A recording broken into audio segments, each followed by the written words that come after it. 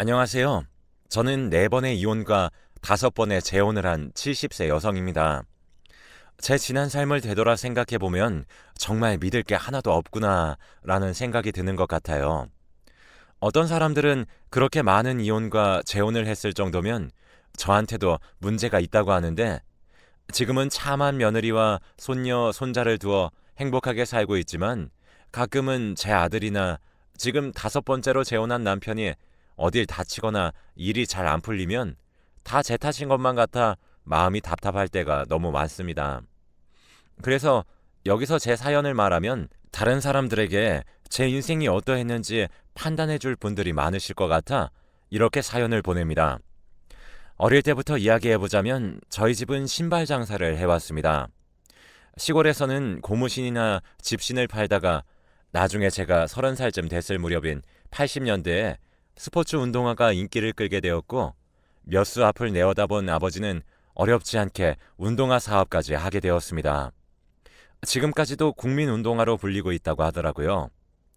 지금처럼 젊은이들이 신을 만한 운동화는 아니지만 아주 기본적인 디자인으로 예스러움이 묻어있고 싼 값에 팔고 있기 때문에 최근까지 제가 경영을 하다가 이제는 제 아들들에게 경영을 물려주게 되었죠. 어쨌거나 아버지는 유독 손으로 만드는 것들을 잘했고 동네에서도 만능 재주꾼으로 통하셨습니다. 그래서 학교를 가도 부잣집 따님이라고 별칭이 붙었었고, 그래서인지 저희 집안 때문에 저에게 다가오는 남자들이 없었어요. 그러다가 19살 9월 무서운 여름이 지나고 제법 선선해진 가을날 동네에 마시를 갔는데, 우연히 징검다리 쪽 강변에 앉아 꽃을 걷고 있는 제 또래 남자아이가 보이더군요. 그런 모습 자체가 저에겐 호기심의 대상이었기에 저는 다가가서 "얘, 그건 무슨 꽃이니?" 하며 물으니, 남자아이는 엉덩방아를 찢더니 금세 일어나 꽃을 뒤로 숨기며 "이건 그냥 내가 지은 이름인데 강변꽃이야. 나도 이름은 잘 몰라." 라고 하더라고요. 그 모습이 어찌나 제겐 신선했는지 모르겠어요. 그 남자아이와 이야기를 하다 보니 그 남자아이는 저보다 1살 위였는데 집안에 돈이 없어 여기저기 힘쓸 일이 있으면 일을 해주고 푼돈을 받으며 생활을 하고 있다고 하더라고요.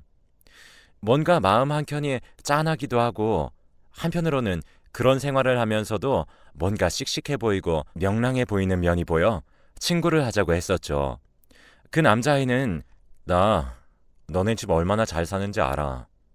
동네에 소문이 자자하다. 그런 네가 나랑 친구를 한다면 부모님이 싫어하실 거야. 그냥 앞으로는 마주쳐도 모르는 척하고 지나치자." 라고 하며 뜀박질을 하면서 가버렸습니다. 저는 집에 와서도 그 남자아이 생각으로 머릿속이 가득 찼습니다. 한 번도 그런 적이 없는데 같이 살고 싶다는 생각이 들었죠. 그래서 저는 4개월 동안 졸졸 따라다녔고, 이내 그 남자아이도 제게 마음을 열었습니다. 하지만 얼마 지나지 않아 엄마와 아빠는 이 사실을 알게 되었고, 남자아이를 가만두지 않겠다며 그 남자아이 집을 쫓아가 한바탕 난리를 치셨습니다. 그 남자아이는 수치스러워하며 집을 뛰쳐나갔는데 그 뒤로 볼 수 없었죠. 저는 엄마 아빠에게 그런 게 무슨 상관이냐며 나를 찾지 말라고 하고 그 가족에게 사정을 해서 이렇게 첫 가정을 이루며 살았습니다. 너무나 적은 돈에 작은 고시원에 살았지만 저희 둘은 너무나도 사랑했기에 매일매일 붙어 지내는 것만으로 행복해하며 잘 살고 있었습니다. 그러던 어느 날 엄마 아빠가 쫓아와 저희 집으로 쳐들어왔고, 그렇게 저와 첫 남편은 이별을 하게 되었죠. 저는 몇 번이나 다시 도망쳐 보려고 했지만 부모님은 그런 틈을 주시지 않았습니다. 저는 제가 얼른 돈을 벌어 어엿한 성인이 되면 다시 그 남편을 찾아가리라 다짐했었죠. 그렇게 저는 대학교를 진학했죠. 어느 날 도서관에서 공부를 하고 있는데 어떤 오빠가 저에게 군것질거리를 주고 가버리더군요. 뭔가 낯이 익었지만 비슷하게 생긴 사람들이 많으려니 했습니다. 그러다 이틀째 지나던 날 또 그 오빠가 다가와 저에게 간식과 함께 쪽지를 주더니 정문에서 기다리고 있겠다고 하더군요. 그래서 저는 궁금함에 정문 앞으로 갔고 알고 보니 동네에서 같이 놀고 지냈던 병혁이라는 오빠였습니다. 오빠에게 여태까지 있었던 일들을 이야기하며 꼭 그 남편을 다시 찾아갈 생각이라고 이야기했어요. 그러던 어느 날 엄마 아빠는 안 되겠다며 대학을 그만두고 결혼해서 살라며 강제로 선을 보게 한 뒤 두 번째 남편과 살게 되었습니다. 저는 그 사람이랑 사는 것이 싫어서 밤마다 집을 뛰쳐나왔습니다. 그때마다 병혁 오빠는 어떻게 알았는지 집 앞을 지나시다가 저를 오빠 집에 묵게 해주기도 했어요. 오빠는 제가 불편한 게 싫다며 당분간 오빠 집에서 묵게 해주고 본인은 친구네 집에서 잤죠. 그렇게 병혁이 오빠에게 저는 점점 의지하게 되었답니다. 어떻게 알게 된 건지 몰라도 며칠이 지나자 시어머니가 쫓아와 구미호 같은 년이라며 더러운 것 욕이란 욕을 다 하더니 이혼을 시켰습니다. 저는 그렇게 집으로 돌아가게 되었고 부모님은 그런 저를 한심하게 보시더니 그런 자식 하나 못 잊어서 이렇게 사는 거냐며 이제는 정말 좋은 사람으로 알아볼 테니 거기서는 마음 굳게 먹고 생활하라고 했었죠. 저는 너무 싫었지만 부모님에게 벗어날 방법이 없었습니다. 그렇게 저는 세 번째 남편과 결혼을 하게 되었는데 이게 제가 25살이 되던 해까지 일어난 일이었습니다. 세 번째 남편은 그래도 저에게 잘해주던 사람이었는데 또 알고 보니 병혁이 오빠와 아주 절친한 친구 사이더라고요. 그래서 셋이 자주 만나 술도 한 잔 기울이며 어울려 놀았습니다. 아직 어색한 남편이었지만 그래도 병혁이 오빠랑 친한 사람이라고 하니 왠지 모르게 마음이 갔습니다. 그렇게 1년 정도 지내며 남편에게 조금이라도 정이 생길 무렵 남편이 집에서 거품을 물며 쓰러졌습니다. 남편은 화학회사 쪽에서 일을 했기 때문에 집에는 여러 가지 화학약품들이 있었고 꼼꼼한 남편은 그런 걸 철저하게 구분하는 편이었는데 정말 어떻게 된 건지 그걸 마시게 되어 바로 즉사를 해버리고 만 거죠. 이때쯤 되니 제가 문제인 건가 생각이 들더라고요. 세 번째 남편의 시어머니도 너가 아주 남자들 기 빨아먹는 못된 년이라며 때리고 화풀이를 하셨습니다. 그럴 때쯤이면 병혁이 오빠가 다가와 저를 위로를 해주었죠. 저는 그런 병혁이 오빠에게 어쩐지 내가 기댈 수 있는 그런 사람이라는 걸 느꼈습니다. 그렇게 오빠와 저는 100년 가약을 맺게 되었는데 처음엔 저도 저 같은 거 만나지 말라고 피해 다녔습니다. 하지만 오빠의 진심을 듣고 나니 한 번은 더 믿어봐도 좋겠다 생각이 들더라고요. 저희 부모님도 별로 자주 보지 않았던 오빠를 엄청 친근하게 대하셨고 저는 조금 의아했지만 워낙 오빠가 성격이 좋은 편이라 그런가 보다 했었던 거죠. 또 저희 부모님께 그렇게 잘하는데 흔들리지 않을 사람이 어디 있을까요? 그리고 오빠가 제 마음을 잡기 위해 한 소리였는진 몰라도 고등학교 때부터 저를 좋아했다고 했습니다. 저는 정말 몰랐는데 그러면서 오빠가 그러더군요. 순이 너가 위험에 처할 때마다 어려움이 있을 때마다 내가 그때마다 나타나지 않았어? 나는 계속 널 지켜보고 있었어. 매일 너랑 같이 사는 꿈을 꿨어. 너가 다른 남자 곁에 있을 때면 너무나 불안하고 무서웠어. 이렇게 친하게 지내는 오빠 동생 사이도 깨질까봐 그냥 옆에 있기로만 다짐을 했지. 근데 너 셋째 남편의 시어머니가 널 때리며 온갖 욕을 할 때 그동안 눌러왔던 너에 대한 감정에 한 번에 터지면서 내가 이 여자를 정말 지켜줘야겠다. 나밖에 없겠다. 라는 생각에 적극적으로 너에게 내 감정을 표출한 거야. 라고 이야기를 하더라고요. 저는 그때 흔들렸습니다. 제 모든 과거를 알고도 이렇게 받아주는 사람이 있을까 싶었었죠. 그렇게 행복하게만 지내고 있었을 무렵 저는 장을 보러 시장에 갔다가 소스라치게 놀라며 주저앉아 버렸습니다. 바로 제 첫째 남편인 대혁이 오빠를 만났기 때문이죠. 저 때문에 시장이 소란스러워지자 대혁이 오빠가 제 쪽을 쳐다보게 되었고 오빠는 한달음에 저에게 달려왔습니다. 그렇게 저희는 막걸리집에 들어가 그동안 있었던 일을 이야기했습니다. 제가 술에 약했기 때문에 저도 모르게 취해버렸고 잠이 들었는데 일어나 보니 밤 10시쯤 되었었고 옆을 보니 대혁이 오빠가 잠에 들어 있었고 실수를 해버린 것을 깨달았죠. 저는 너무나 당황해서 그냥 그 자리에서 뛰쳐나가 버렸고 너무 늦게까지 돌아오지 않는 절 걱정한 병혁의 오빠는 정신이 나간 채로 온 동네를 뒤지고 다니고 있었습니다. 솔직하게 말할 용기가 없었던 저는 그냥 아는 언니를 만나 술을 마셨는데 그 언니 집에서 잠이 들어버려서 이제 막 오는 길이라고 했죠. 남편은 다행이라며 저를 부둥켜 안더니 의미심장한 말을 했습니다. 혹시나 네가 바람을 폈다면 나는 그 남자를 어떻게 할지도 몰라 라고 했고 저는 그 순간 얼어붙은 느낌이었습니다. 살기가 느껴졌기 때문이죠. 사실 저는 어렸을 때부터 특출난 구석이 있었습니다. 귀신을 보는 능력이 있었거든요. 어린 시절 어느 날 마을에서 막 뛰어놀고 있는데 한 아저씨가 저를 보며 계속 웃고 있는 겁니다.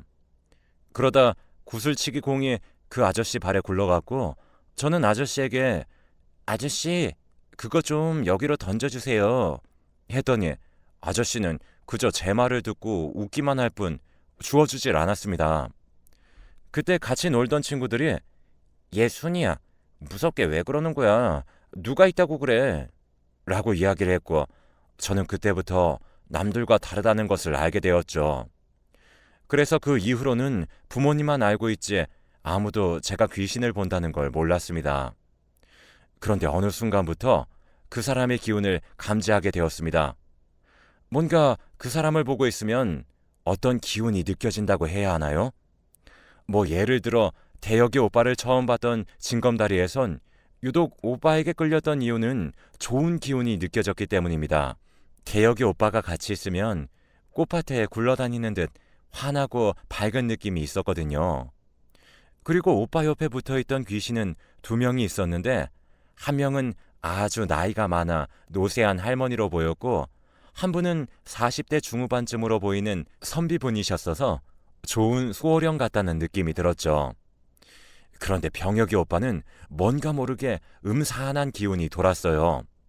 분명 행동이나 말투는 친절한데 가끔 소름이 오싹오싹 돋을 정도로 뭔가 그런 싸한 느낌이 있었죠. 그리고 오빠 옆에 따라다니는 한 명의 귀신이 조금 마음에 걸렸습니다. 오빠 옆에는 셋째 남편과 조금 닮아 보이는 남자분이셨는데 늘 오빠를 째려보고 있었거든요. 보통 수호령들은 그런 표정을 잘 안 짓는데 그게 또 의아하긴 했었어요. 그리고 또 한 명의 귀신은 그냥 보통의 수호령 같았지만 뭔가 표정이 오묘했어요. 뭐랄까 질색하는 느낌? 이런 수호령들은 처음 보는 거라 저는 조금 의아하긴 했지만 워낙 오빠가 착하게 살았다 보니 안 좋은 무리들이 오빠에게 원망의 감정을 가지고 있나 싶었거든요. 병혁이 오빠는 정의로워도 너무 정의로워서 이상한 사람들에게 원한을 사는 일이 종종 있었거든요. 아무튼 그날 일은 여차저차 넘어가게 되었고 그러다 저는 임신을 하게 되었어요. 워낙 신혼이다 보니 병혁이 오빠는 별 의심을 하지 않았던 것 같아요. 그렇게 아이가 태어났죠. 그 누구도 닮지 않은 아이였어요. 대혁이 오빠의 아이가 아니었을까 하는 순간 병혁이 오빠는 자신의 고조 할아버지를 닮았다며 정말 핏줄은 무시 못한다며 너무너무 좋아했어요. 그렇게 저도 마음의 한시름을 덜고 나니 대혁이 오빠 생각이 났어요. 그렇게 조금 수소문한 끝에 대혁이 오빠를 다시 만날 수 있었죠. 대혁이 오빠의 형편은 옛날 그대로였습니다. 저와 그렇게 하룻밤을 보내고 나서 벌을 받은 것 같다며 와이프가 얼마 지나지 않아 죽었다고 했죠. 자기 탓인 것만 같아 괴로웠다고 했고 그것 때문이었는지 오빠의 수호령도 조금 기운이 많이 빠져있는 모습이었어요. 그래도 오빠에겐 좋은 기운이 많이 남아있었죠. 그래서 저는 오빠에게 다시 한번 힘을 내라고 했습니다. 오빠는 분명 잘 될 사람이라고 했어요. 그래서 오빠는 저에게 고맙다고 인사하며 그래도 남편이 있는데 더 이상 자기를 찾아오지 않는 게 좋겠다고 했어요. 저는 그 말을 들었을 때 마음이 조금 아팠지만 그게 병혁이 오빠한테도 대혁이 오빠한테도 몹쓸 짓이란 걸 알고 있었죠. 그렇게 저는 3살 터울로 희수라는 남자아이를 임신해 둘째를 가지게 되었습니다. 그렇게 저희는 25년 동안 어떻게든 버티며 관계를 이어오다가 최근엔 결국 사건이 터졌습니다. 이 사건에 대해 설명하려면 결혼 생활에 대해 조금 설명을 해야 해요. 남편은 결혼한 지 10년째가 되던 해부터 조금 이상하다 싶을 정도로 집착을 하기 시작했습니다. 그렇게 20년이 되던 해에는 거의 아무 곳에도 못 가게 감시하던 날들이 이어졌죠. 25년째 되던 해에 아이들도 엄마에게 그만 집착하라며 남편과 싸우는 날들이 많아졌고, 그런 남편은 살기를 띠며 폭력을 휘두르기 시작했습니다. 너무 무서운 저와 아들들은 남편을 피해 도망다녔고, 아들들과 연고도 없는 통영적으로 건너와 새로운 시작을 하게 되었죠. 그런데 지금 생각해보면 또 이상한 것이, 제가 첫째 아들을 낳고 나서부터 남편에게 수호령인지 그냥 귀신인지 몰라도 남편 뒤를 계속 쫓아다니던 귀신이 있었습니다. 젊은 여자 귀신이었는데 검은 기운이 가득한 여자였었죠. 저는 이 사실을 남편에게 말하면 불안해할 것 같아 말하진 않았지만, 가끔 남편을 쳐다볼 때면 그 여자가 눈에 들어와 남편을 제대로 쳐다볼 수가 없는 날들이 많았습니다. 어떨 땐 소스라치게 놀랄 때가 있었는데, 첫째 아들을 그 검은 여자가 가만히 들여다보고 있었다는 것이었습니다. 어떤 날은 말을 걸기도 했지만 귀신들은 제 말을 못 듣는 건지 모른 채를 하는 건지 모르겠지만 전혀 대화를 할 수 없었습니다. 어쨌거나 남편에게는 이유 모를 귀신들이 계속 늘어났었고, 그런 영향이 저에 대한 집착으로 이어졌을 거라고만 생각을 했었죠. 그러던 어느 날 퇴근하고도 남을 시간인데 첫째 아들이 퇴근을 하지 않는 겁니다. 회사에 전화를 해도 아들에게 전화를 해도 받질 않았죠. 불안한 마음에 뉴스만 보고 있는데 제 첫째 아들인 태수가 뉴스에 나왔습니다. 바다에 빠졌다는 뉴스를요. 저는 믿을 수가 없었어요. 너무 밝고 활발한 아이였거든요. 자살수가 보이는 사람들은 그런 귀신들을 이끌고 다니는데 태수는 그런 귀신들이 전혀 보이지 않았거든요. 그래서 저는 자살이 아닐 거라는 확신이 들었습니다. 그렇게 장례를 마무리할 즈음 경혁 오빠가 어떻게 알고 찾아왔습니다. 안 본 사이 더 소름 끼치게 변했더라고요. 사람의 몰골이 아니었죠. 저의 손을 잡고 그리웠어 순이야. 내가 미안해. 내가 다 잘못했어. 내가 너를 너무 사랑했던 거라고 생각하면 안 될까? 너가 언젠간 나를 떠나버리지 않을까? 매일 노심초사했어. 그래서 그런 거야. 순이 너를 너무 사랑해서. 라며 광기 어린 눈으로 저를 쳐다보더군요. 그 순간 저를 붙잡은 남편의 손이 시꺼멓게 물든 것처럼 보였습니다. 거기엔 바닷물 냄새가 났죠. 저는 설마 했습니다. 자기 아들인데 어떻게 그럴 수 있겠냐 싶었어요. 그 순간 죽은 태수가 아빠 뒤에 나타나 괴로워하는 겁니다. 그러면서 살기를 띤 눈으로 병혁 오빠를 쳐다보고 있었습니다. 저는 너무 놀라 병혁 오빠에게 미쳤어? 어떻게 그런 짓을 해? 오빠가 그런 거야? 라며 소리를 질렀더니 병혁 오빠는 순간 눈빛이 돌변하더니 저에게 귀 근처에서 속삭였습니다. 어떻게 한 거야? 라고 말이죠. 그리고는 저를 무서운 눈으로 쳐다봤습니다. 저는 입을 틀어막으며 죄값하다. 어떻게 그런 짓을 해? 하며 악을 질렀는데 그 순간 병혁이 오빠는 태수, 어차피 걘 내 아들도 아니잖아. 그리고 걔네 아들도 아니야. 라고 이야기를 하는 게 아니겠어요. 그러면서 저의 손을 꼭 붙들고 그러니까 왜 그런 짓을 했어? 나밖에 모른다면서 왜 그런 짓을 했어? 빨리 다시 집으로 돌아가자. 라며 미친 사람처럼 절 끄집어 내려고 했습니다. 그때 둘째 아들의 신고로 남편은 잡혀가게 되었고 저는 재수사를 요청했습니다. 그렇게 남편은 징역살이를 하게 되었죠. 그런데 경찰 수사 과정에서 저는 놀라운 이야기를 듣게 되었습니다. 남편은 이번이 두 번째였다고 합니다. 남편 입으로 고백했다고 하더라고요. 제정신이 아니라 확실하진 않지만 저의 세 번째 남편이었던 사람, 화학회사를 다니던 그 사람을 자신이 했다고 시인을 했다더군요. 워낙 막연하게 지내던 사이라 저희 집을 자주 왕래했었기에 아무도 의심을 하지 못했던 겁니다. 세 번째 남편은 자주 마시는 레몬물을 남편만 마시던 물병에 따로 두었었습니다. 일을 한 병혁 오빠는 거기에 뭘 넣은 거죠. 당연히 경찰들은 워낙 화학약품이 많아서 본인 실수로 죽었다고 수사 종결을 했었고요. 저는 세 번째 남편의 시어머니를 찾아가 이 사실을 알려드렸습니다. 그러다가 제가 소스라치게 놀랐어요. 집에 있던 가족 사진에서 한 남성을 가리키며 누구냐고 여쭤봤습니다. 그랬더니 어머니는 그건 자신의 아버지라고 소개를 하는 겁니다. 병혁 씨를 쫓아다니면서 째려보고 다녔던 그 남성분이셨습니다. 아마 그 사실을 한 할아버지의 영혼이 그 사실을 알려주려고 했던 것 같더군요. 그러다 보니 그 검은 여자도 생각이 났습니다. 아직 확실한 건 아니지만 첫째 아들인 태수의 친모거나 할머니였던 것 같습니다. 그리고 수소문 끝에 첫째 남편이었던 대혁의 오빠를 찾아갔어요. 아내의 이야기를 해줘야겠다는 생각이 들었기 때문이죠. 오빠에게 연락을 해 카페에서 만나자고 했고 오빠는 알겠다고 하며 약속한 날에 카페에서 만났습니다. 아빠를 데려다 주겠다고 나섰던 아들은 카페 앞까지 대혁의 오빠를 데리고 왔습니다. 그리고 저에게 인사만 하고 돌아갔지만 전 그 아들에게 눈을 뗄 수가 없었어요. 어딘가 모르게 저와 너무 닮았다는 생각이 들었거든요. 저는 이마에 조금 불룩 튀어나온 점이 있었습니다.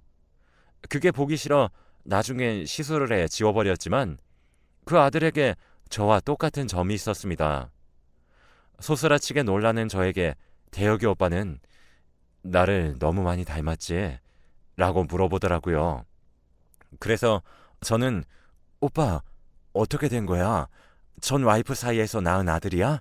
했더니 오빠는 아니 그 사람과는 아이가 없었어.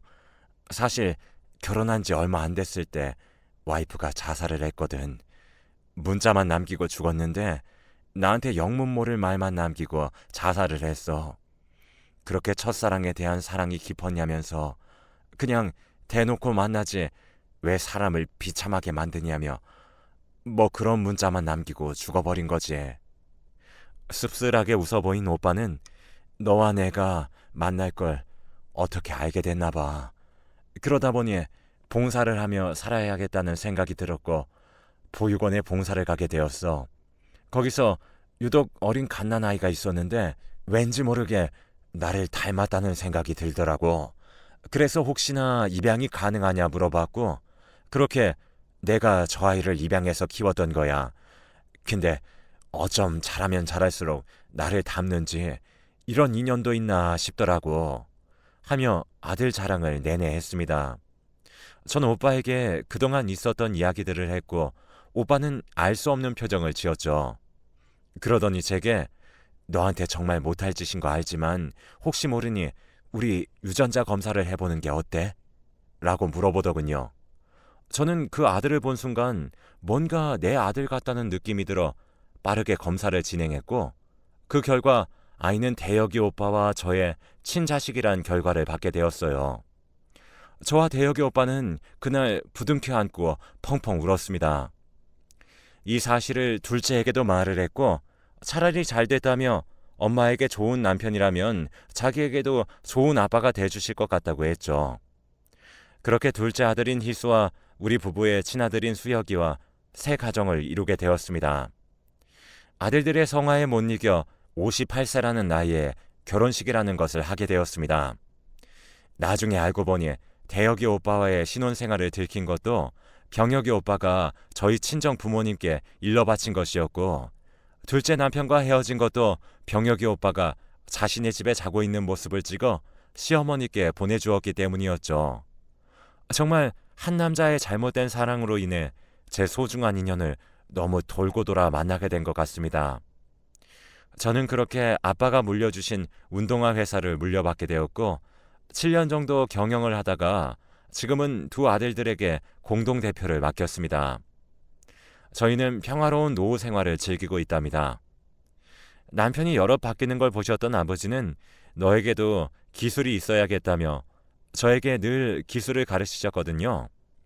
그래서 아버지가 돌아가시고 나서도 사업을 물려받아 이렇게 대대로 물려줄 수 있게 된 것 같습니다. 여러분에게도 삶은 끝까지 가봐야 한다는 걸 말하고 싶었습니다. 그리고 노파심이겠지만 항상 사람을 조심했으면 좋겠네요.